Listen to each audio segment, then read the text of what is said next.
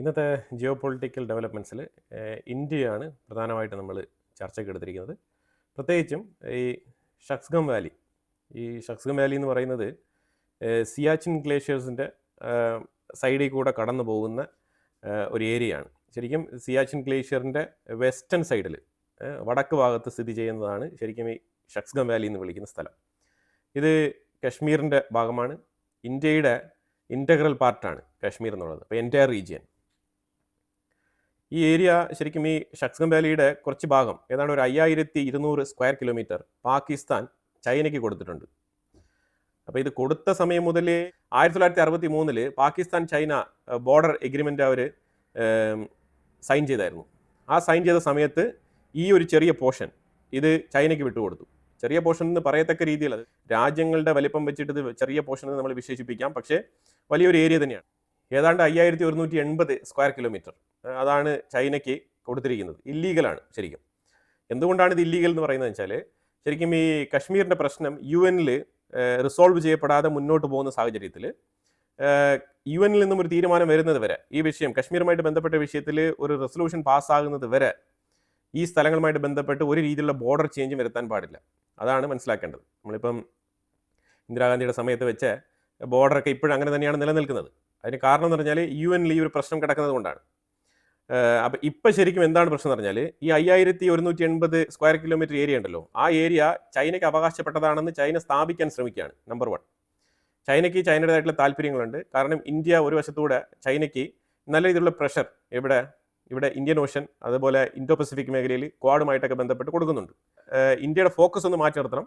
അതിലുപരിയായിട്ട് ചൈനയ്ക്ക് ഈ മേഖലയുമായിട്ട് ബന്ധപ്പെട്ട ഒരു അഡ്വാൻറ്റേജ് ഉണ്ട്. ഈ അഡ്വാൻറ്റേജ് എന്ന് പറഞ്ഞാൽ ബലൂചിസ്ഥാൻ, അത് ഇറാനിൽ നിന്നും ബലൂചിസ്ഥാൻ വഴി പാകിസ്ഥാൻ്റെ ഗിൽജിറ്റ് ബാൾട്ടിസ്ഥാൻ ടച്ച് ചെയ്ത് ചൈനയിലേക്ക് ഇറാനിൽ നിന്നും പൈപ്പ് ലൈൻ പോകുന്നുണ്ട്. അപ്പോൾ ഈ പൈപ്പ് ലൈൻ കടന്നു പോകുന്ന ഒരു വഴി കൂടിയാണിത്.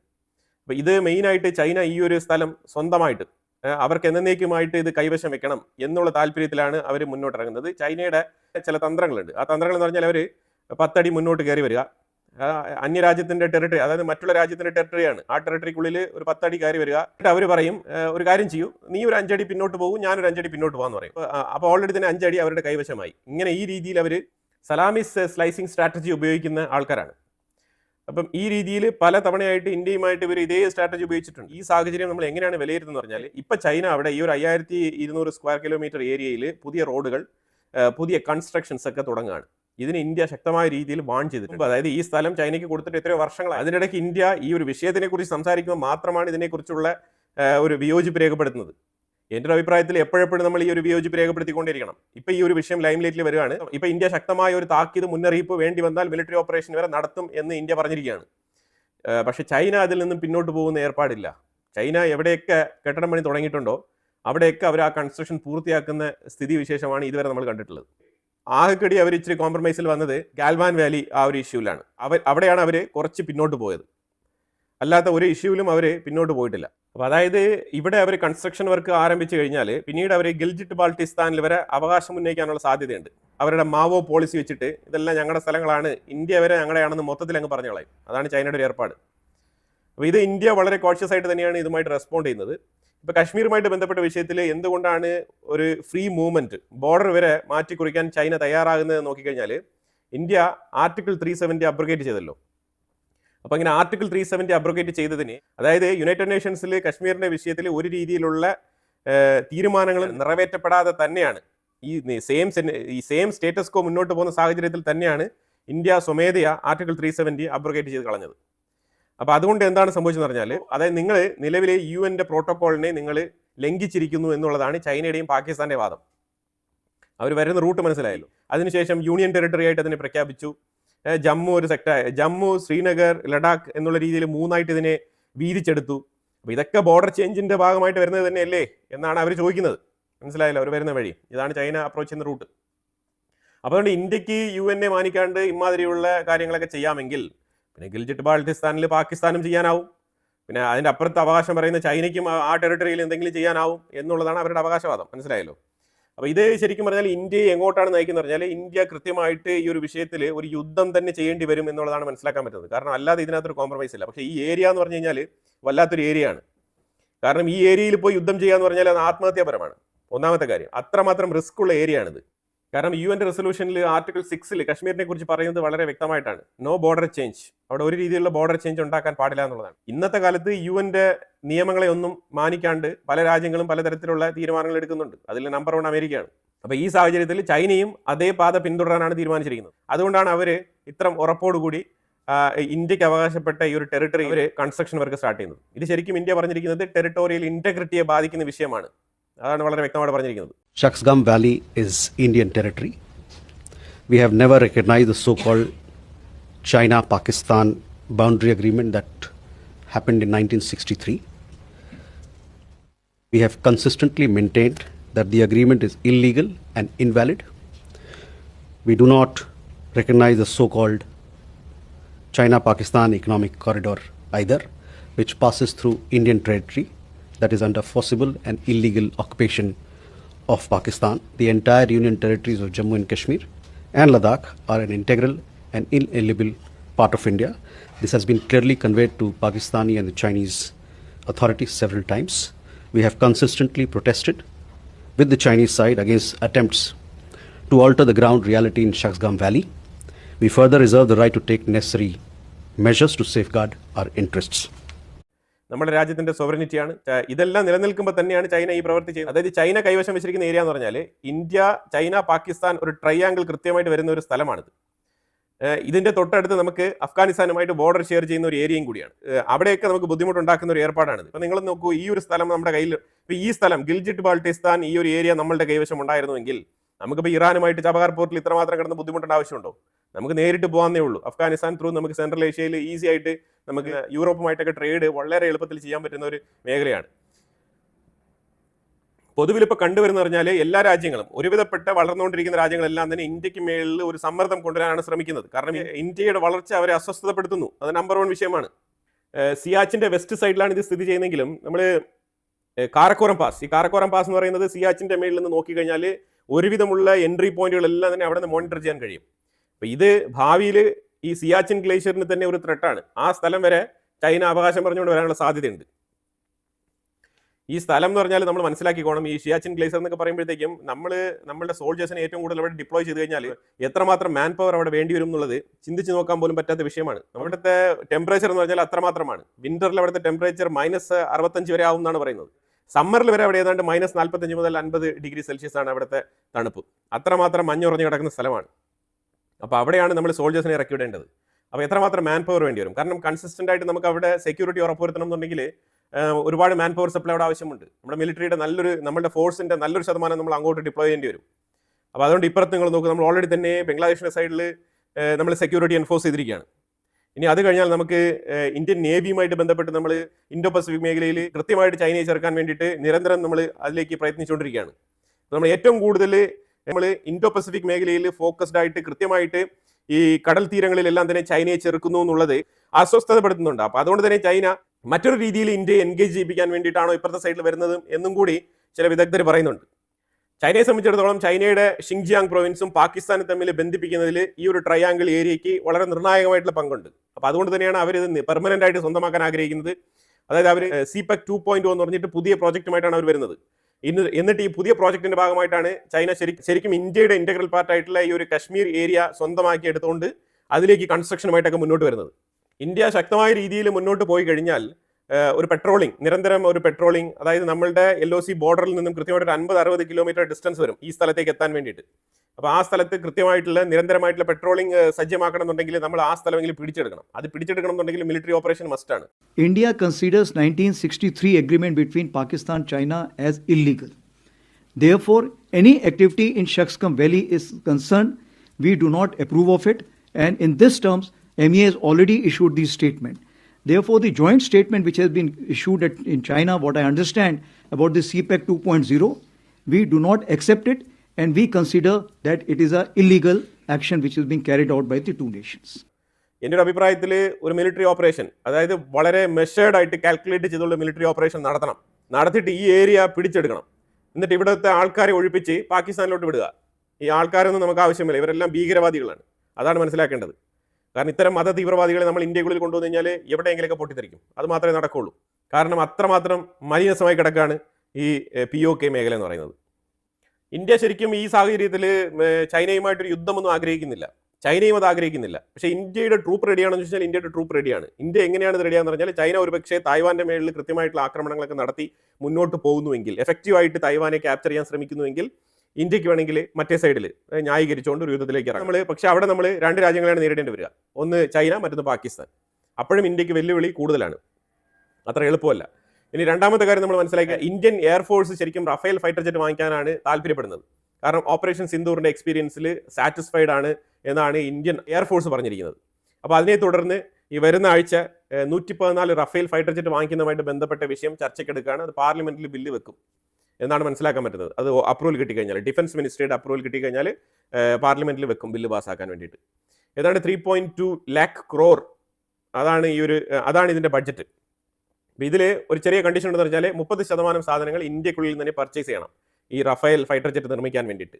അപ്പോൾ അതിലൂടെ ഇതിനകത്ത് ടാറ്റ പോലത്തെ കമ്പനികൾ, അതേപോലെ HAL പോലത്തെ കമ്പനികളുടെയൊക്കെ സ്പെയർ പാർട്സുകൾ വാങ്ങിക്കുന്നതിലൂടെ നമ്മൾ പേ ചെയ്യുന്ന എമൗണ്ടിൻ്റെ ഒരു 30% ഇന്ത്യക്കുള്ളിൽ തന്നെ റവന്യൂ ആയിട്ട് കൺവേർട്ട് ആവും. പക്ഷേ ഇന്ത്യക്കുള്ളിൽ ആത്മനിർഭർ ഭാരതിലോ അല്ലെങ്കിൽ മേക്ക് ഇൻ ഇന്ത്യ പദ്ധതിയിലോ ഇവിടെ കൊണ്ടുവന്ന് നിർമ്മിക്കുമ്പോൾ നമുക്ക് 50 മുതൽ 60% ഇന്ത്യൻ സാധനങ്ങൾ, ഡൊമസ്റ്റിക് സാധനങ്ങൾ യൂട്ടിലൈസ് ചെയ്യപ്പെടും, പർച്ചേസ് ചെയ്യപ്പെടും, അത് യൂസ് ചെയ്യപ്പെടും. പക്ഷേ ആ സാഹചര്യത്തിൽ നമ്മൾ ഫ്രാൻസിൽ നിന്നും ഈ ഒരു പ്രോജക്റ്റിൽ 30% മാത്രമാണ് ഇതിൽ ഇൻഡിജിനിയസ് ആയിട്ടുള്ള പ്രോഡക്റ്റുകൾ അവർ വാങ്ങിക്കുള്ളൂ. അതാണ് മനസ്സിലാക്കേണ്ടത്. ഇതിൽ ശരിക്കും നിർണായകമായിട്ടുള്ള ലാഭമുണ്ട് ഇല്ല എന്നുള്ളതല്ല. കാരണം നമ്മൾ ചെയ്യുന്ന പേയ്മെന്റിൽ ആ ഒരു കുറവ് രേഖപ്പെടുത്തും. അതായത് ഏതാണ്ട് 1.2 lakh crore എന്നുള്ള ആ ഒരു കണക്കാണ് അതിനകത്ത് വരുന്നത്. അപ്പോൾ അതിന്റെ എക്സാക്ട് ഫിഗർ നമുക്കിപ്പോൾ വ്യക്തമല്ല, പക്ഷേ ഈ ഒരു ആവറേജ് ഫിഗർ ഇങ്ങനെയാണ് വരുന്നത്. ഈ സാഹചര്യത്തിൽ നമ്മൾ മനസ്സിലാക്കേണ്ടത് പറഞ്ഞാൽ നമുക്ക് ഷോർട്ടേജ് ഉണ്ട് ഫൈറ്റർ ജെറ്റ്. നമുക്ക് 42 മുതൽ 44 സ്ക്വാഡ്രനാണ് നമുക്ക് ആവശ്യം, നമുക്ക് 32 സ്ക്വാഡ്രനാണ് ഉള്ളത്. അപ്പോൾ അതിൽ തന്നെ നമ്മൾ സർവീസും കാര്യങ്ങളൊക്കെ നമ്മൾ കാൽക്കുലേറ്റ് ചെയ്ത് കഴിഞ്ഞാൽ നമുക്കൊരു 18 മുതൽ 20 സ്ക്വാഡ്രൻ മാത്രമേ ഏതെങ്കിലും ഒരു കോമ്പാറ്റ് വന്നു കഴിഞ്ഞാൽ ഉപയോഗിക്കാൻ പറ്റുള്ളൂ. അതാണ് ഇപ്പോൾ നിലവിലെ അവസ്ഥ. ഇപ്പം റൊട്ടേറ്റ് ചെയ്താണല്ലോ ഉപയോഗിക്കാൻ പറ്റുന്നത്. എല്ലാ ഫൈറ്റർ ജെറ്റുകളും ഒരേപോലെ എടുത്തുകൊണ്ട് പോകാൻ പറ്റില്ലല്ലോ, അതാണ് സംഭവം. അപ്പോൾ ഇത് വളരെ അത്യാവശ്യമായിട്ടുള്ള ഒരു കാര്യമായിട്ടാണ് ഇപ്പോൾ രേഖപ്പെടുത്തുന്നത്. ഇത് 4.5 ജനറേഷൻ ഫൈറ്റർ ജെറ്റാണ്. പിന്നെ ഇതുമായിട്ട് ബന്ധപ്പെട്ട് സൈഡ് ലൈനിൽ മറ്റൊരു എഗ്രിമെന്റും കൂടി ചർച്ചയാവുന്നുണ്ട്. സഫ്രോൺ എന്ന് പറഞ്ഞ ആ ഒരു കമ്പനിയുടെ എഞ്ചിൻ, ഇത് റഫേൽ ഡെസാൾട്ട് എന്ന് പറഞ്ഞ കമ്പനിയാണ്. അതേസമയം ഈ എഞ്ചിൻ എന്ന് പറയുന്നത് സഫ്രോൺ എന്ന് പറഞ്ഞ കമ്പനിയുമായിട്ട് ചർച്ച നടത്തിയിട്ടുണ്ട്. എന്താണെന്ന് പറഞ്ഞാൽ ഇപ്പം നമ്മൾ HAL തേജാസ് എന്ന് പറഞ്ഞ ആ ഒരു ഫൈറ്റർ ജെറ്റിന് വേണ്ടിയിട്ട് GEയുമായിട്ടാണല്ലോ നമ്മൾ എഗ്രിമെന്റ് വെച്ചിട്ട് എഞ്ചിൻ പർച്ചേസ് ചെയ്തുകൊണ്ടിരിക്കുന്നത്. അപ്പോൾ അതിൻ്റെ സോഴ്സ് കോഡ് തരികയാണെന്നുണ്ടെങ്കിൽ, സഫ്രോൺ കമ്പനി സോഴ്സ് കോഡ് തരികയാണെന്നുണ്ടെങ്കിൽ തീർച്ചയായിട്ടും നമ്മൾ ഈ GE എഞ്ചിന് പകരം നമ്മൾ ഈ സഫ്രാൻ്റെ എഞ്ചിൻ വാങ്ങിച്ചിട്ട് തേജാസ് ഫൈറ്റർ ജെറ്റിന്റെ പ്രോജക്റ്റ് മുന്നോട്ട് കൊണ്ടുപോകാനാണ് ഇപ്പം അണിയറയിൽ ചർച്ചകൾ ഒരുങ്ങിക്കൊണ്ടിരിക്കുന്നത്. അതായത് GE എഞ്ചിൻ കിട്ടുന്നെങ്കിൽ അത് കിട്ടിക്കോട്ടെ, നമുക്ക് തീർച്ചയായിട്ടും ഏതാണ്ട് 400ഓളം ഫൈറ്റർ ജെറ്റുകളുടെ ആവശ്യമുണ്ട് ഇനി. അപ്പോൾ ആ സാഹചര്യത്തിൽ 2035 മുമ്പ് നമുക്ക് 400 ഫൈറ്റർ ജെറ്റുകളുടെ ആവശ്യമുണ്ട്. അപ്പോൾ അങ്ങനത്തെ സാഹചര്യത്തിൽ നമുക്ക് തീർച്ചയായിട്ടും GE അവർ ടൈം എടുത്ത് തന്നെ തരട്ടെ, നമ്മൾ ഓരോന്നായിട്ട് ഫിനിഷ് ചെയ്ത് നമുക്ക് ഇന്ത്യൻ എയർഫോഴ്സിൽ അതിനെ ലയിപ്പിക്കാം. പക്ഷേ അതേസമയം നമ്മൾ അതിന് വേണ്ടിയിട്ട് ഇപ്പോൾ ഡിലേ ചെയ്യേണ്ട ആവശ്യമില്ല. മറ്റ് എഞ്ചിനുകൾ നമുക്ക് പ്രൊക്യൂർ ചെയ്ത് നമുക്ക് ഈ പ്രോജക്റ്റ് മുന്നോട്ട് കൊണ്ടുപോകാം എന്നുള്ളതാണ് ഇന്ത്യൻ എയർഫോഴ്സിൻ്റെയും ഇന്ത്യൻ ഡിഫൻസ് ഫോഴ്സിൻ്റെയൊക്കെ തീരുമാനം. അപ്പോൾ അതുമായിട്ട് ബന്ധപ്പെട്ട ചർച്ചകൾ നടക്കുകയാണ്. അങ്ങനെ സോഴ്സ് കോഡ് തരികയാണെന്നുണ്ടെങ്കിൽ ഈ റഫേലുമായിട്ട് ബന്ധപ്പെട്ട വിഷയത്തിൽ നമ്മൾ 114 റഫേൽ വാങ്ങിച്ചാലും ഈ ഡെസാൾട്ട് എന്ന് പറഞ്ഞ കമ്പനി അതിൻ്റെ സോഴ്സ് കോഡ് തരില്ല. അത് വളരെ വ്യക്തമായിട്ട് അവർ പറഞ്ഞിട്ടുണ്ട്. അപ്പോൾ ഈ സാഹചര്യത്തിൽ നമ്മുടെ സ്ക്വാഡ്രൻ നമ്മൾ ശക്തിപ്പെടുത്തേണ്ടതുണ്ട്. അപ്പോൾ ഇതിനകത്ത് അമേരിക്കയും നമ്മൾ മാറ്റി നിർത്തുകയാണ്, റഷ്യയും നമ്മൾ മാറ്റി നിർത്തുകയാണ്. എന്നിട്ട് നമ്മളുടെ റിലയബിൾ പാർട്ണറായിട്ട് ശരിക്കും ഫ്രാൻസിനെ തന്നെ നമ്മൾ തിരഞ്ഞെടുത്ത് മുന്നോട്ട് പോകുന്ന ഒരു സാഹചര്യമാണ് ഇപ്പോൾ നമുക്ക് കാണാൻ കഴിയുന്നത്. ഇതിലൂടെ ഒരു കാര്യം വ്യക്തമാണ്, ഓപ്പറേഷൻ സിന്ദൂർ ഈ റഫേൽ ഫൈറ്റർ ജെറ്റ് വാങ്ങുന്നതിന് ഒരു പ്രചോദനമായിട്ടുണ്ട് എന്നുള്ളതും കൂടി നമ്മളിവിടെ ചേർത്ത് പറയേണ്ടതുണ്ട്. ഇന്ത്യൻ എയർഫോഴ്സ് അതാണ് സാക്ഷ്യപ്പെടുത്തുന്നത്. എയർഫോഴ്സിന് റഫേലാണ് താല്പര്യം. അപ്പോൾ ഈ 114 റഫേൽ വരുന്നതോടുകൂടി നമ്മൾ 172 എന്നുള്ള നമ്പറിലേക്ക് എത്തും റഫേൽ ഫൈറ്റർ ജെറ്റുകൾ. ഓൾറെഡി നമ്മളുടെ അടുത്ത് 36 എണ്ണം ഉണ്ട്. നമ്മളൊരു 26 എണ്ണത്തിന് വീണ്ടും ഓർഡർ കൊടുത്തിട്ടുണ്ട്. അതിന് പുറമെയാണ് ഇപ്പോൾ 114 എണ്ണം നമ്മൾ അഡീഷണൽ ആയിട്ട് ഇപ്പോൾ പ്ലേസ് ചെയ്തിരിക്കുന്ന ഓർഡർ. ഇതാണ് നിലവിലെ ഇന്ത്യയുടെ ഫൈറ്റർ ജെറ്റുമായിട്ട് ബന്ധപ്പെട്ട ഡീലിൽ പറയാനുള്ളത്. ഇനി ഇതിന് പുറമെ റഷ്യയുമായിട്ട് നമ്മൾ മുന്നോട്ട് പോകുന്ന റഷ്യയുമായിട്ടുള്ള മാനുഫാക്ചറിംഗ് യൂണിറ്റുകൾ സ്ഥാപിക്കുന്നതിൽ നമ്മൾ തീർച്ചയായിട്ടും മുന്നോട്ട് പോകും. പക്ഷേ അത് റഷ്യ ഉക്രൈൻ യുദ്ധം അവസാനിക്കുന്നതോടുകൂടി മാത്രമേ ഇന്ത്യ റഷ്യയുമായിട്ട് ഡിഫൻസ് ഡീലിലേക്ക് മുന്നോട്ട് പോവുകയുള്ളൂ. അതും നമുക്ക് മനസ്സിലാക്കേണ്ടതുണ്ട്. വരുന്ന മെയ്യിൽ നമുക്ക് S-400 കിട്ടും.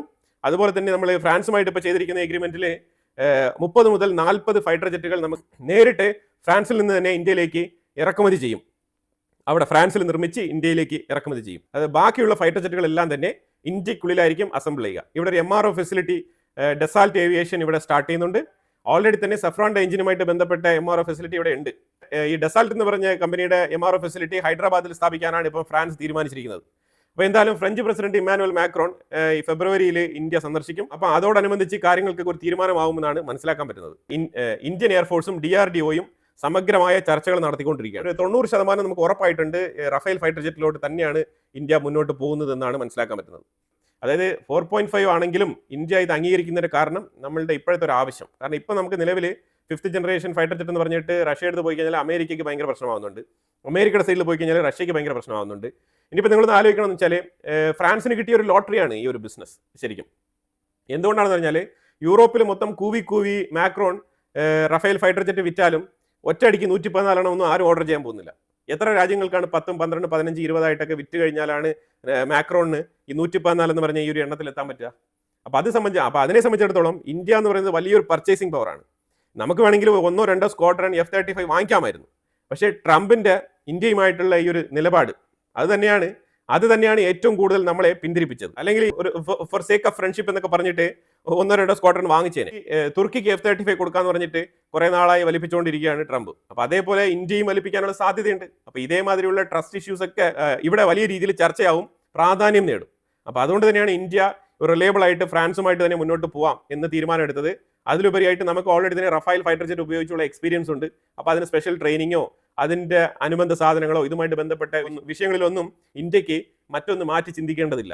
അതുകൊണ്ട് തന്നെയാണ് ഇന്ത്യ റഫേൽ ഫൈറ്റർ ജെറ്റിലേക്ക് ആകർഷകരാകുന്നത്. പിന്നെ ഇത് കഴിഞ്ഞാൽ ട്രംപിന്റെ 25% താരിഫ് ഭീഷണി ആയിട്ട് ഇറാനുമായിട്ട് ട്രേഡ് ചെയ്യുന്ന രാജ്യങ്ങൾക്ക് 25% താരിഫ് അടിച്ച് കൈ കൊടുക്കുന്നു പറഞ്ഞില്ലേ, അതിപ്പോൾ ഒരു കോമഡി ആയിട്ട് മാറിയിട്ടുണ്ട്. അതിന്റെ കാരണം വെച്ചാൽ ഈ വിഷയത്തിൽ ഇറാനുമായിട്ട് ബന്ധപ്പെട്ട വിഷയത്തിൽ നമ്മൾ നോക്കുകയാണെന്നുണ്ടെങ്കിൽ ഇന്ത്യക്ക് ശരിക്കും 0.15% മാത്രമാണ് ഇന്ത്യയുടെ ഗ്ലോബൽ വ്യാപാരത്തിൽ, ഗ്ലോബൽ ട്രേഡിൽ ഇറാന്റെ പങ്കാളിത്തം.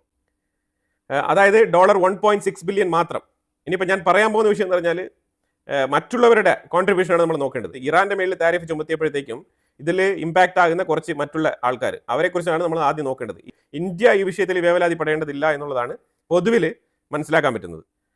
ഇറാൻ മൊത്തത്തിൽ $68 ബില്യൺ വർത്ത് വരുന്ന ഇറക്കുമതിയാണ് മൊത്തത്തിൽ ചെയ്യുന്നത്. 2024 കണക്ക് പ്രകാരമാണ് ഇത് നമ്മൾ പറഞ്ഞുകൊണ്ടിരിക്കുന്നത്. അപ്പോൾ അതനുസരിച്ച് നോക്കുകയാണെന്നുണ്ടെങ്കിൽ ഏതാണ്ട് 30% UAE എന്ന് പറഞ്ഞ രാജ്യത്തിൽ നിന്നാണ് ഇറാൻ ഇറക്കുമതി ചെയ്യുന്നത്. ഏതാണ്ട് $21 ബില്യൺ വർത്ത് വരുന്ന ട്രേഡാണ് UAEയുമായിട്ട് ഇറാൻ ചെയ്യുന്നത്. ചൈന ഏതാണ്ട് $17 ബില്യൺ വർത്ത് വരുന്ന കച്ചവടമാണ് ഇറാനുമായിട്ട് ചെയ്യുന്നത്. ചൈനയാണ് സെക്കൻഡ് പൊസിഷൻ. ഏതാണ്ട് 26% ചൈന ഇറാനുമായിട്ട് കച്ചവടം നടത്തുന്നുണ്ട്. തുർക്കി $11 ബില്യൺ കച്ചവടമാണ് ചെയ്യുന്നത്. തുർക്കിക്കാണ് 3ാം സ്ഥാനം. അത് ഏതാണ്ട് 16%, 16%. യൂറോപ്യൻ യൂണിയൻ $6 ബില്യൺ കച്ചവടമാണ് നടത്തുന്നത്. അത് ഏതാണ്ട് 9% വരും, 9%. ഇവിടെ നമ്മൾ കാൽക്കുലേറ്റ് ചെയ്ത് നോക്കുമ്പോഴത്തേക്കും ഇന്ത്യയുടെ ഒരു ഇമ്പോർട്ട് എന്ന് പറഞ്ഞാൽ $1.2 ബില്യൺ വർത്ത് വരുന്ന ഒരു ബിസിനസ്സാണ് ഇറാനുമായിട്ട് ചെയ്യുന്നത്. അത് റഫ്ലി 2.3% മാത്രമാണ് ഇറാനെ സംബന്ധിച്ചിടത്തോളം. അത് വളരെ നാരോ ആയിട്ടാണ് നമ്മൾ ഇറാനുമായിട്ടുള്ള ട്രേഡ് നമ്മൾ ചെയ്തുകൊണ്ടിരിക്കുന്നത്. ഇറാൻ ത്രൂ നമ്മൾ കച്ചവടം ചെയ്യുന്നുണ്ട്. അതുപോലെ തന്നെ ചബഹാർ പോർട്ട് എന്ന് പറഞ്ഞ പോർട്ട് നമ്മൾ ഇന്ത്യയുടെ ടെറിട്ടറി ആയിട്ട് അതിനെ മാറ്റിക്കൊണ്ടാണ് നമ്മൾ അവിടെ കച്ചവടം നടത്തുന്നത്. അപ്പോൾ അതുകൊണ്ട് തന്നെ അത് ഇറാന്റെ റെക്കോർഡിൽ വരില്ല. അതാണ് മനസ്സിലാക്കേണ്ടത്. ചബഹാർ പോർട്ട് നമ്മൾ ശരിക്കും ഇന്ത്യ ഏറ്റെടുത്ത് ഇന്ത്യയുടെ കീഴിലാണ് ഇത് പ്രവർത്തിക്കുന്നത്. അവിടെ നടക്കുന്ന കച്ചവടങ്ങൾ ഇറാനിൽ നടക്കുന്ന കച്ചവടങ്ങളായിട്ട് കൺസിഡർ ചെയ്യപ്പെടില്ല. അതും കൂടി നമ്മളിവിടെ പറഞ്ഞു പോകേണ്ടതുണ്ട്. അപ്പോൾ അതുകൊണ്ട് തന്നെ ട്രംപിന്റെ 25% അഡീഷണൽ താരിഫ് ഇറാനുമായിട്ട് കച്ചവടം ചെയ്യുന്ന രാജ്യങ്ങൾക്ക് ഞാൻ 25% താരിഫ് ഇടുമെന്ന് പറഞ്ഞ ആ ഒരു സ്റ്റേറ്റ്മെന്റിൽ ഇന്ത്യ വെപ്രാളപ്പെടേണ്ടതില്ല എന്നുള്ളതാണ് നമുക്ക് പറയാനുള്ളത്. അപ്പോൾ എന്തായാലും വളരെ നിർണായകമായിട്ടുള്ള ഇന്ത്യയുമായിട്ട് ബന്ധപ്പെട്ട കുറച്ച് വിഷയങ്ങളാണ് നമ്മൾ വീഡിയോയിൽ പങ്കുവച്ചത്. ഇതിനെക്കുറിച്ചുള്ള അഭിപ്രായങ്ങൾ കമന്റ് ബോക്സിൽ രേഖപ്പെടുത്തുക. കൂടുതൽ വാർത്തകളുമായിട്ട് അടുത്ത വീഡിയോയിൽ വരാം. Thank you so much.